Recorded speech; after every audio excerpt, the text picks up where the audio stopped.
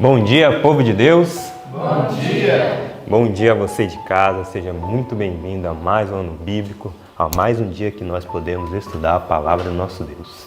Amém por isso. Bom dia, meu irmão Jonathan. Bom dia, irmã Lua. Bom dia para você aí de casa também. É sempre um prazer ter a sua presença aqui. Não foi à toa que você abriu esse vídeo. Hoje nós vamos estudar a palavra de Deus e eu tenho certeza que este estudo vai falar no seu coração, não é, irmão Lua? Amém, com Mas certeza. antes de irmos até o estudo, temos que primeiro fazer uma oração, não é? Exatamente. Então, ajoelhe-se aí você que está em casa e vamos nos ajoelhar aqui para orarmos ao nosso Deus. Santo Pai e eterno Deus, bendito seja o teu santo nome. Graças te damos pelo ano bíblico e pelo estudo da tua santa e bendita palavra, Pai. Que esse estudo, Pai, que fazemos aqui e é gravado e é exposto na internet, possa alcançar, ó Deus, o coração daquelas pessoas que ainda não conhecem a tua santa e bendita palavra. Que o teu Santo Espírito encaminhe esses vídeos àquelas pessoas que necessitam e elas possam ter a vida iluminada pelos teus ensinos. Que o teu Santo Espírito possa estar com ela, rodeando essas famílias que buscam conhecer mais de Ti. Amém. Peço que os abençoe e os proteja. Em nome do Senhor Jesus. Amém. Muito bem. E como parte da nossa adoração ao nosso bom Deus, nós louvamos ao nome dEle. Sabemos que o louvor é uma parte muito importante da oração, não é mesmo, irmão Jonathan?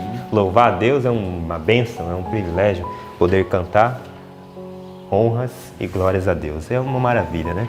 Bom, nesse momento nós iremos louvar ao nosso Deus. Sabemos que o louvor faz parte da nossa adoração.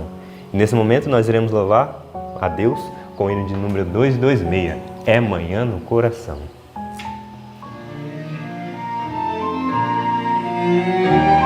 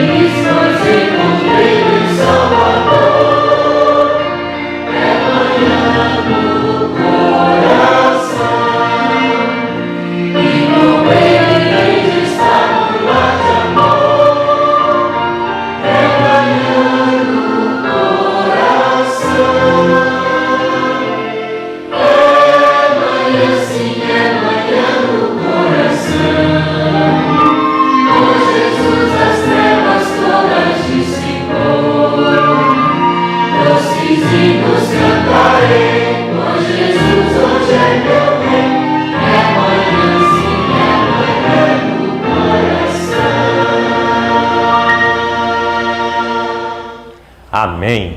É doce manhã no nosso coração. Que bênção é poder louvar ao nome do nosso Deus, não é mesmo, meu irmão Jonas? Irmão Jonathan, eu tenho uma pergunta a te fazer.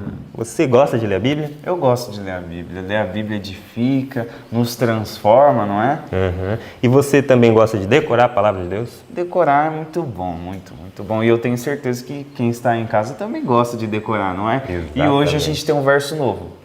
Qual que é o nosso verso? Nosso verso se encontra lá no livro de Êxodo, no capítulo 25 e no versículo 8. E nós vamos juntos falar com a igreja no 3. Mas você é de casa, não se esqueça de criar esse bom hábito, que é poder decorar a palavra do nosso Deus. Sabemos que quando guardamos a palavra do nosso Deus no nosso coração, isso nos impede de pecar contra Ele, aquele a qual amamos tanto. Tá bom? Vamos juntos no 3, igreja?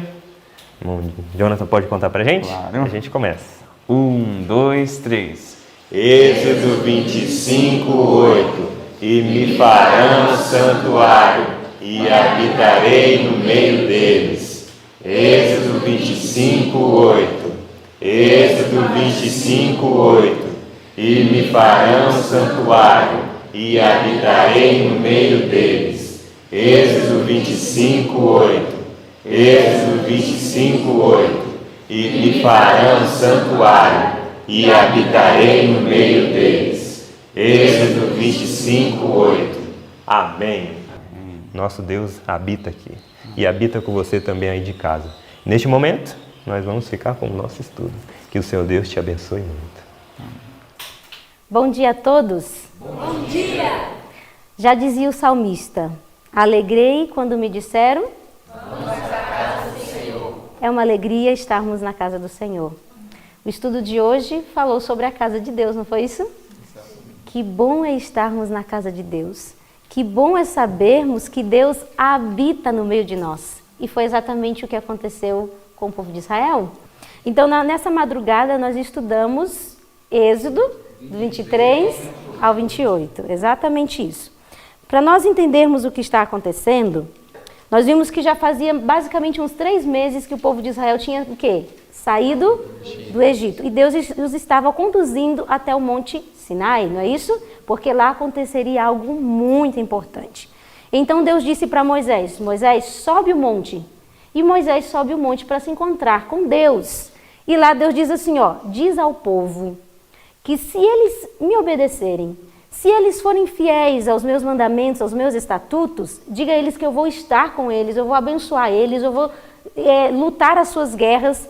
E lá vai Moisés com essa mensagem para o povo. Olha, Deus disse o seguinte, vocês querem isso? O que o povo disse? Sim, tudo faremos. Tudo que Deus disser, nós faremos. Lá vai Moisés com a mensagem para Deus. Deus, o povo disse que para eles está tudo certo. Eles querem isso daí, eles querem viver isso. Ótimo, Moisés. Então agora você vai fazer o seguinte, eu quero me encontrar com o povo. E nesse encontro, vocês precisam estar preparados para se encontrar comigo. E Deus dá todas as especificações. E lá desce Moisés com a mensagem para o povo. Vocês vão se encontrar com Deus. Imagina a alegria de se encontrar com Deus. Mas tem um detalhe, vocês precisam se preparar. E foram 3 dias de preparo, não foi isso? O povo começou a se limpar, toda a casa, como a gente estudou ontem, né? Começaram a limpar tudo, limpar o coração e se preparar para encontrar-se com Deus. Imagina isso. Mas aí acontece que quando Deus desce no Monte Sinai e Ele fala os seus estatutos, os seus 10 mandamentos, o que o povo diz? Misericórdia, fala você, Moisés, a nós, mas não fale Deus. Eles ficaram tão desesperados, tão aterrorizados com a santidade de Deus, que eles disseram, não, Moisés, por favor, fale você. Continua sendo o nosso intercessor. Nós não queremos que Deus fale a nós. Imagina a tristeza do coração de Deus ouvir isso, né? Aquele que quando criou o universo, criou o mundo, criou Adão e Eva, era um prazer para Adão e Eva receber o Filho de Deus. Agora, não fale a nós. Nós temos medo do Senhor. Imagina que diferença, né? O que o pecado não faz. Mas aí, Deus manda todos os seus mandamentos, os seus estatutos, e aí Deus diz assim, agora Moisés, você vai fazer o seguinte, vai subir você, vai subir Nadab, vai subir Abiú e vai subir Arão e os 70 anciãos, que eram os líderes daquela época. E sobem eles ao Senhor naquele monte. Então Deus fala os seus estatutos e fala os seus mandamentos. Só que acontece um detalhe. são 10 mandamentos, não é isso? Só que agregado a esses 10, havia algumas orientações específicas que ampliavam esses 10 mandamentos. Você já ouviu aquele ditado que diz assim, você não entendeu, você quer que eu desenhe? Você quer que eu desenhe para ficar mais claro para você? Foi exatamente isso que Deus fez com o povo de Israel. Deus disse assim, eu vou desenhar para o povo o que é os 10 mandamentos. E aí Moisés volta com esses estatutos para falar ao povo quais eram as orientações que Deus tinha. E quais eram essas orientações, David? Exatamente. Nós sabemos que lá em Êxodo 20, foi onde em especial se encontra, onde Deus revelou em si o decálogo, sendo que já era observado desde a criação. Nós sabemos, nós podemos ver esse relato, quando Abraão entregou o dízimo a quem? Melquisedeque. Então essa prática já era o quê? Já era uma prática comum. Então esses 10 mandamentos em si foram entregues em especial ali no Monte Sinai, sendo que já era observado desde a quê? Desde a criação.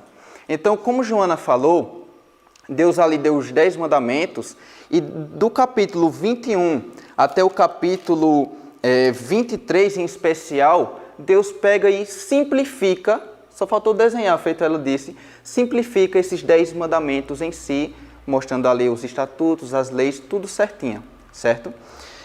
Em especial, no capítulo 23, no verso 4, nos fala algo bem importante e essencial, que eu vou ler aqui.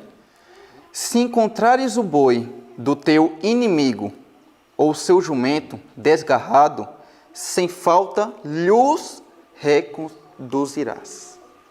Isso quer dizer o quê? Não que nós, como cristãos, devemos ficar fazendo inimigos em si. Nós não temos inimigos, mas tem pessoas que nos têm como quê? Como inimigos. Porque quando nós seguimos os princípios santos e elevados de Deus, isso às vezes fere as pessoas, digamos assim, que não seguem esses o quê? Esses estatutos e começam a ter nós como seus inimigos. E qual que deve ser a nossa atitude em meio a uma situação dessas? Nós devemos mostrar amor. Nós devemos mostrar respeito. Nós devemos mostrar o quê? Carinho. Então, nesse verso em específico, nos fala, olha, se você vê o boi ou o jumento do seu inimigo desgarrado, solto, seja gentil, vá lá e recoloque no seu devido lugar. Seja uma pessoa boa, seja uma pessoa amorosa para com seus inimigos. Exatamente. E Jesus, falando a despeito disso, muito tempo depois, lá em Mateus 5, 43 ao 48, vamos abrir, vamos ver o que Jesus relata sobre isso. E diz assim, ouviste que foi dito, amarás o teu próximo e odiarás ao teu inimigo. Eu, porém, vos digo, amai os vossos inimigos e bendizei os que maldizem. Fazei o bem aos que vos odeiam e orai pelos que vos maltratam e vos perseguem, para que sejais filhos do vosso Pai que está nos céus. Então nós podemos notar que o amor ele tem que ser essencial em todos os parâmetros e setores de nossas vidas. O amor, ele provém de Deus. O amor é um princípio elevado e santo, inteiramente diferente em seu caráter daquele amor que se desperta por impulso e que subitamente morre quando severamente provado. O amor vem do céu. Nós devemos amar os nossos inimigos, mesmo que essas pessoas queiram o nosso mal, nós devemos, como diz Paulo, pagar o mal com o quê? Com o bem. Então, essa deve ser a nossa atitude em meio a essas situações. Pelo menos orar sempre pelos inimigos. Consiga amar. Exatamente. É o que a palavra diz. Ore pelos que vos perseguem. E isso que o irmão David está apresentando é tão importante porque o pessoal tem uma ideia, né, de que no Antigo Testamento não existia o quê? Esse apelo pelo amor, pelo cuidado, que era olho por olho e dente por dente. Mas na realidade a lei de Deus sempre promoveu o amor e o cuidado ao próximo. A lei de Deus sempre foi resumida em dois: amar a Deus sobre todas as coisas e amar ao próximo como a ti mesmo. E isso está claro quando Deus especifica nessa orientação o cuidado que se deve ter até mesmo com os inimigos, né, irmã? Falando sobre essa questão de amar também, né? A gente confunde muito o amor que a Bíblia prega e ensina com esse sentimentalismo, com aquela emoção, né? E na verdade não é isso. O amor não é simplesmente uma emoção de momento, um sentimento por si só, mas é uma escolha, né? É você fazer o certo por saber que é certo, é fazer o que Deus pediu ali, no caso que a gente está estudando, né? De fazer o bem ao próximo, mesmo que esse próximo não seja assim tão favorável a você, não seja, te considere como inimigo. Mas é você fazer o bem, não porque você está ali, nossa, que eu amo aquela pessoa. Não, mas você sabe o que é certo fazer e fazer o que é certo. E isso é uma demonstração de amor verdadeiro. Exatamente. Lá em Êxodo 23, em especial no verso 12, aqui novamente Deus enfatiza a respeito do sábado. E diz assim: 6 dias farás o teu trabalho, mas o 7º dia descansará, para que descanse o teu boi, o teu jumento, e para que tome alento os filhos da tua escrava e os estrangeiros. Então, novamente, nós podemos notar que Deus enfatiza a tecla, bate a tecla ali no sábado do Senhor. A princípio, quando Deus instituiu o sábado, lá na criação em si, era em termos de adoração, de descanso também. Mas nesse verso em especial, ele enfatiza até os animais e os escravos em si, as pessoas, deveriam o quê? Descansar nesse solene dia do Senhor. Então, nós podemos notar o quão é importante, não só a obediência do sábado, mas de todas as leis e os mandamentos do nosso Deus. Muito bem. E lendo todos esses estatutos, imagina só, o povo ouvindo tudo isso da boca de Moisés. Moisés falando um estatuto atrás do outro. E nesse momento, é um momento muito importante quando eles fazem uma aliança com Deus. Eles ouvem tudo, entendem e falam: nós vamos fazer isso daí. Nós estamos de acordo, nós vamos viver segundo o que Deus está dizendo. E aí Moisés faz a aliança com o povo, que está ali no capítulo 24, e no versículo 7 e 8. Olha só o que diz aqui, ó. E tomou o livro da aliança e o leu aos ouvidos do povo. E eles disseram: tudo o que o Senhor tem falado faremos e obedeceremos. Então tomou Moisés aquele sangue e aspergiu sobre o povo e disse: eis aqui o sangue da aliança que o Senhor tem feito convosco sobre todas essas palavras.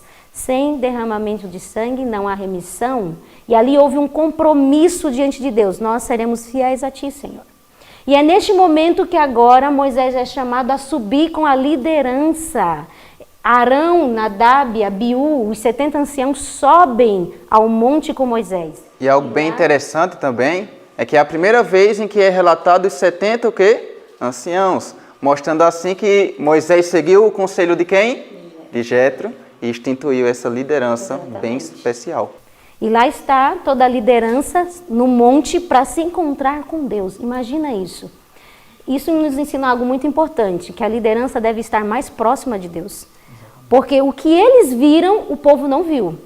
Não porque não tivesse oportunidade para eles, mas porque eles mesmos disseram: fala tu a nós, Moisés, nós não queremos que Deus fale. Então Deus pega a sua liderança e os levam a estar mais íntimo de Deus. E é lá que eles têm uma visão da glória de Deus. Você quer falar sobre isso, David? Sobre a visão da glória de Deus? Sim. Se encontra lá no capítulo 24, no verso 10, que diz assim, ó: e viram o Deus de Israel, e debaixo de seus pés havia como uma pavimentação de pedra de safira, que se parecia com o céu na sua claridade. O que é muito interessante é que eles tiveram a oportunidade de contemplar o Deus de quem? O Deus de Israel.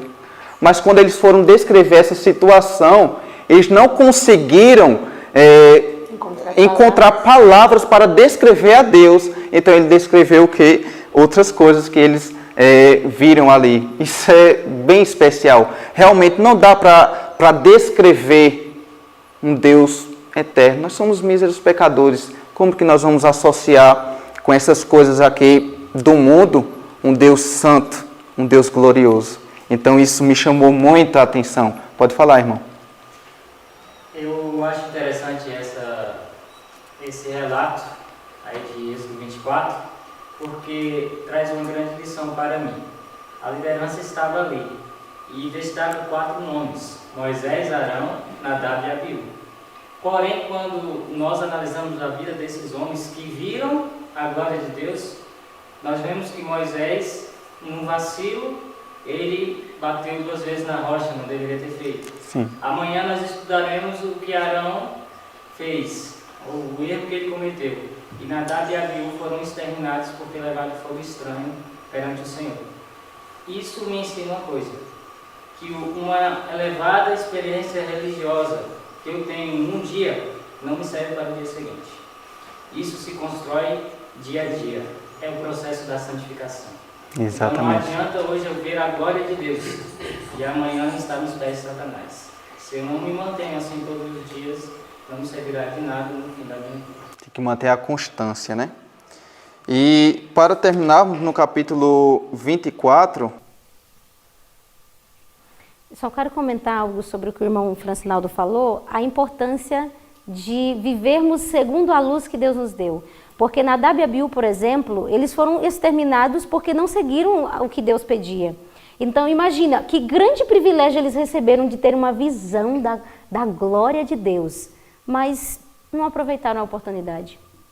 Nós retomamos o pensamento que nós já estudamos alguns dias atrás. Deus dá oportunidades, o êxito depende de como você vai aproveitar dessas oportunidades. Era um grande privilégio, mas também era uma grande responsabilidade receber a luz que eles estavam recebendo. E eles tinham que viver de acordo com essa luz. Exatamente. E o verso 11 nos diz assim, do capítulo 24. Porém não estendeu a sua mão sobre os escolhidos dos filhos de Israel, mas viram a Deus e comeram e beberam. Então nós podemos notar que naquele tempo em si, os rituais eram selados com o quê? Quando terminava o ritual em si, eram selados com comidas e bebidas. Então ali teve o selamento da aliança que Deus havia feito com o povo do Senhor, né? O interessante é que o povo, a princípio, disse, nós vamos obedecer sim. Mas nos capítulos prosseguintes nós podemos ver que, infelizmente, eles romperam as cláusulas dessa aliança e, com isso, trouxeram consequências para as suas vidas. Então, que nós possamos, quando dissermos sim, que nossa resposta possa ser sim. E quando dissermos não, que seja não. Temos que manter o quê? A constância. Temos que buscar o certo acima de tudo. Então, se nós prometemos algo para o Senhor, que nós possamos cumprir. Nós temos que manter essa constância. E aí, então, o que acontece? Deus fica somente com Moisés e com Josué. Deus fala assim, deixa agora Arão responsável pelo povo, porque eu tenho instruções para dar a vocês, Moisés.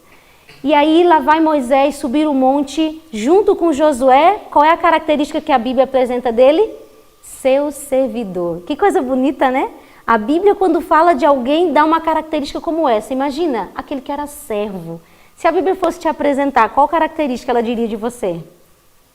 Interessante pensar nisso, né? Qual seria a característica de destaque que apresentaria a Bíblia sobre você? De Josué foi que ele era um servo e ele servia a Moisés. E lá está Josué, lá esperando também o chamado de Deus, né? E Moisés também, 6 dias ali ficou esperando para Deus chamá-lo à sua presença. E quando ele entra na glória de Deus, quando ele entra na nuvem, ele passa 40 dias recebendo instruções de Deus. Quais eram essas instruções? No capítulo 25, nós vamos encontrar quais eram essas instruções.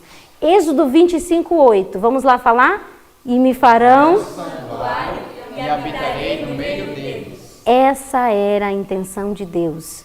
Moisés, eu quero morar com o povo. Moisés, eu quero estar tão perto do meu povo. Eu quero fazer uma habitação no meio deles. E agora eu vou dar toda a instrução de como eu quero que esse santuário seja feito. O interessante em si é que nas outras religiões ao redor do mundo, nós podemos notar que é uma tentativa humana de ir ao encontro de um Deus. Contudo, com o Deus de Israel é diferente. É Deus buscando o homem. Então nós podemos ver que realmente, que Deus de caráter nós servimos. No capítulo 25, verso 9, diz assim, ó: conforme a tudo que eu te mostrar para modelo do tabernáculo e para modelo de todos os seus pertences, assim mesmo fareis. O que Deus estava dizendo para Moisés? Eu vou te dar um modelo, e desse modelo você vai copiar. Se você analisar também o versículo 40, Deus vai repetir essa informação para Moisés, ó: atenta, pois, que o faças conforme ao seu modelo que foi mostrado no monte. Deus mostrou um modelo para Moisés. Uma planta. Exatamente. Isso nos dá a entender que havia um santuário aonde? No céu. Agora abra sua Bíblia lá em Apocalipse, para nós confirmarmos essa informação, capítulo 11, verso 19. Olha só, João, depois de muito tempo, olha só a visão que ele teve em Apocalipse, capítulo 11, o versinho 19. E abriu-se no céu o templo de Deus, e a arca de sua aliança foi vista no seu templo, e houve relâmpagos e vozes e trovões e terremotos e grande saraiva. O livro de Hebreus também vai dar um grande destaque de que havia um santuário no céu, e o santuário da terra era o quê? Uma réplica. Era uma cópia, era uma sombra do que havia no celestial. E ali agora Deus vai dar toda a instrução para Moisés de como ele queria que fosse feito a casa dele. Nós temos algumas imagens para mostrar para vocês, para a gente ter mais ou menos uma ideia de como era esse santuário terrestre. Aqui na tela, vocês vão conseguir perceber como era estabelecido esse santuário ali no meio do povo. Pode passar, Felipe. Olha aí, quando o povo entrava dentro do santuário, o que eles viam?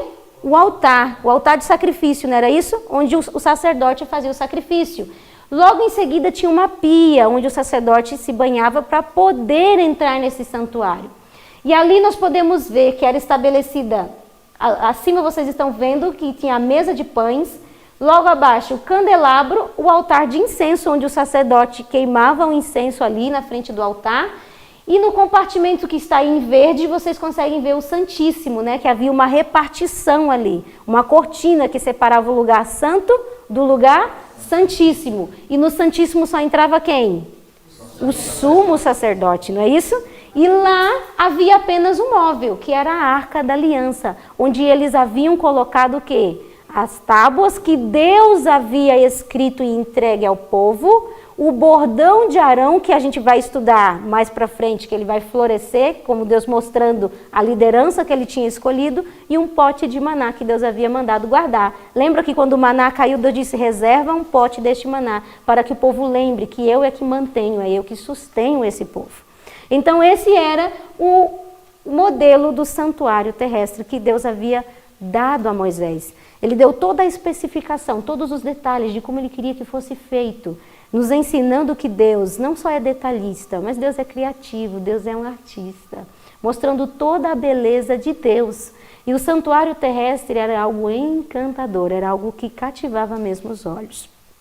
Outra especificação que eu quero mostrar para vocês, para nós finalizarmos o nosso estudo de hoje, é o capítulo 28 de Êxodo, quando Deus mostra para Moisés a especificação das vestes sacerdotais. Veja só que Deus não deixou passar nenhum detalhe, né? Deus ainda especificou qual era a veste que os sacerdotes deveriam ir à sua presença, mostrando que Deus se importa com cada detalhe da nossa vida e que para nós estarmos diante de Deus, nós precisamos estar consagrados de forma interior e também de forma exterior. Para se aproximar de Deus, nós precisamos de uma consagração total. Hoje está se surgindo uma ideia muito assim: Deus aceita meu coração, não importa o que acontece com o meu exterior. Na realidade, não é bem assim. Deus, ele quer o seu interior, mas ele quer que o seu interior reflita no seu exterior. O seu exterior tem que mostrar o que está acontecendo dentro do seu coração. E ele especifica quais eram as vestes sacerdotais. E se Arão não seguisse essa orientação, você acha que Deus aceitaria? Não. Será que Deus se importaria só com o que estava no coração dele? Não. Deus tinha dado ordens claras. É assim que você deve se aproximar diante de mim. E foi assim que Arão fez. Arão seguiu estritamente as orientações de Deus. E essas vestes simbolizavam a consagração. No verso 36 do capítulo 28, verso 36. Também farás uma lâmina de ouro puro, e nela gravarás como as gravuras dos selos, santidade ao Senhor. Era isso que a veste sacerdotal falava aos olhos do povo. Santidade ao Senhor. A maneira como você se veste mostra santidade ao Senhor. A maneira como você come mostra santidade ao Senhor. Tudo o que nós fazemos tem que refletir isso, essa mensagem, santidade ao Senhor. Eu sou separado para servir a Deus. Isso mostra a obra que está acontecendo dentro de nós. E Deus deu toda a especificação, mostrando como Ele queria ser adorado, como o povo deveria se aproximar diante dEle. Porque quem escolhe a adoração é Deus. Não somos nós. Não somos nós que, vou oferecer o que eu quero, o que está no meu coração, porque nós somos corrompidos e tudo o que nós pensamos que é bom, na realidade não é. Então Deus diz, esse é o jeito, essa é a maneira, santidade ao Senhor. Que nós possamos nos acoplar no plano de Deus. Esse é o desejo de Deus. Irmão Francinaldo. A professora Joana, ela enfatizou a questão das vestes. E nós podemos ver isso, por exemplo, no verso 34, é dado ali uma ordem, dizendo como deveria ser as bordas do manto. E diz que nas bordas ali deveria ter uma campainha de ouro e uma romã. Eram várias romãs ali com campainhas, né? A linguagem fiel diz que era uma campainha e uma romã, uma campainha e uma romã. E isso tem um simbolismo muito profundo. Por quê? Porque quando o sacerdote entrava lá no santuário para efetuar o ritual, a campainha e a romã faziam um sonido, um som, e o povo que estava lá fora ficava escutando aquele som enquanto o sacerdote se mexia lá dentro, efetuando o ritual. E juntamente com o sacerdote, o povo acompanhava o ritual ouvindo o som. Através das orações, então, ele fazia juntamente com o sacerdote então, o ritual. Se não houvesse o som, haveria uma desarmonia. E como foi uma ordem de Deus, o ritual teria sido em vão, porque a negligência desse dever acarretaria a morte do povo, e não estaria concentrado juntamente com o sacerdote. E sabe, isso é tão profundo porque nos enfatiza ou nos leva a fazer uma aplicação, inclusive o comentário bíblico adventista expõe isso, que nós podemos, da mesma forma, juntamente com Cristo que está lá no santuário, participar deste ministério de intercessão. De que maneira? O livro de Hebreus, capítulo 4, verso 16, que nós podemos nos já chegar confiadamente ao trono da graça sempre que tivermos oportunidade, ou em ocasião oportuna. E no 10, 19 de Hebreus, a gente diz que nós temos que ter ousadia para entrar no santuário. Nós podemos fazer isso, porque assim o ministério de Cristo terá sucesso, porque nós estamos participando, permitindo que Ele faça essa intercessão no nosso meio. Amém. E para finalizarmos, eu quero lembrar a vocês o desejo de Deus. E me farão um santuário, e habitarei no meio deles. O desejo de Deus na realidade hoje, porque nós não temos mais o santuário terrestre, é habitar em você. Eu quero habitar agora em você. Você é o meu templo, você é minha morada. Que nós possamos permitir a obra do Espírito Santo na nossa vida a ponto de tudo em nós revelar a santidade de Deus em nós. Que esse possa ser o objetivo da sua vida que está em casa. Buscar a Deus cada vez mais, conhecer a sua vontade e viver no centro da sua vontade. Porque esse também é o nosso desejo. E nós vamos estar orando neste momento para isso, para que Deus nos modele, para que Deus nos coloque no centro da sua vontade. Vamos fazer uma oração?